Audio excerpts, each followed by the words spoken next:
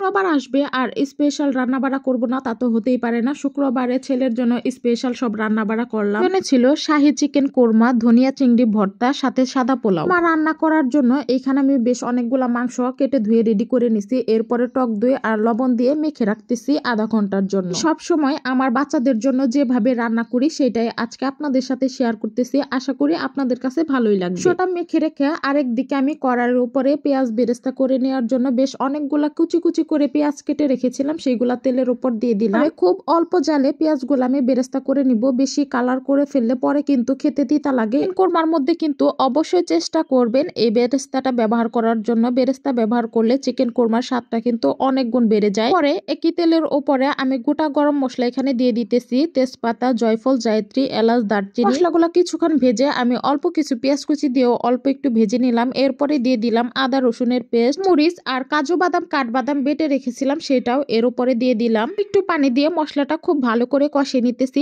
এরপরে একে একে সব ধরনের গুঁড়া মশলা এখানে আমি ব্যবহার করতেছি। মশলাগুলা আমি আমার পরিমাণ অনুযায়ী দিয়েছি, আপনারা আপনাদের পরিমাণ অনুযায়ী দিবেন। এরপরে অল্প অল্প পানি দিয়ে আমি কিন্তু মশলাটা খুব ভালো করে কষিয়ে নিতেছিলাম। পরে ঢাকনা দিয়ে ঢেকে বেশ অনেকটা সময় নিয়ে এই মশলাটা যখন কষানো হয়ে গেছে তখন এর মধ্যে আমি কিছুটা পরিমাণের দুধ দিয়ে দিলাম। কিন্তু আজকের পুরা রান্নাটা দুধ দিয়েই করব, এতে করে কোরমাটা খেতে কিন্তু অনেক মজা লাগবে। বলে শাহী কোরমা। আমি কিন্তু এখানে একটু পানি ব্যবহার করিনি। এরপরে মশলাটা যখন খুব ভালো করে কষানো হয়ে গেছে ম্যারিনেট করে রাখা মুরগির মাংসগুলা এর মধ্যে দিয়ে দিলাম। পরে খুব ভালো করে কষিয়ে নিতেছি। এরপরে যে বাকি দুধটা ছিল সেটা আমি এর মধ্যে দিয়ে দিলাম। এরপরে কিন্তু আর কোনো পানি বা দুধ আমি এখানে ব্যবহার করব না। কোরমাটা রেডি হতে হতে আমি কিন্তু আরেক দিকে ভর্তাটাও রেডি করে নিতেছি। তার জন্য আমি নিয়ে নিলাম এখানে চিংড়ি মাছ, সাথে কাঁচা পাকা মরিচ আর ধনিয়া পাতা, পেঁয়াজ, রসুন, এই কয়টা দিয়ে কিন্তু আজকে আমি এই ভর্তাটা রেডি করে নিব। সরিষার তেল আর লবণ দিয়ে খুব ভালো করে ভেজে তারপরে কিন্তু আমি এটা পাটায় বেটে নেব।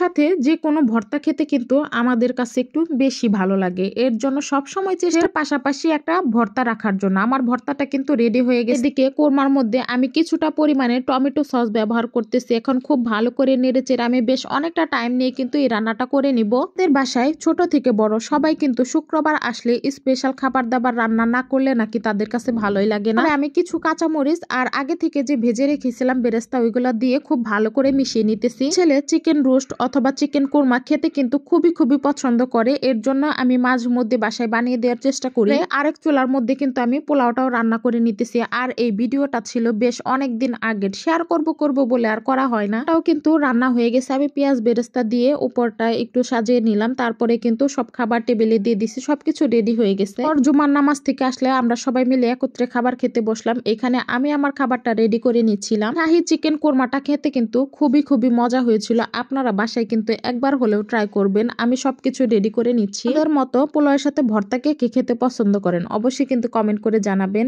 এখন আমি আমার খাবারটা খেয়ে নিব। মাশাআল্লাহ অনেক বেশি ঝরঝরা হয়েছিল, আপনারা দেখলেই বুঝতে পারতেছেন। এরপরে আমি কিন্তু ভর্তা দিয়ে প্রথমে ট্রাই করব।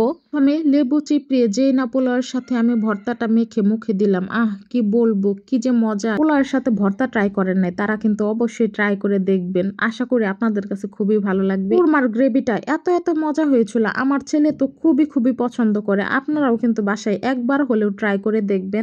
আমার এই ভিডিওটি আপনাদের কাছে কেমন লাগলো অবশ্যই কিন্তু কমেন্ট করে জানাবেন। ভালো লাগলে একটি লাইক, কমেন্ট, শেয়ার দিয়ে যাবেন। সবাই ভালো থাকবেন। আল্লাহ হাফেজ।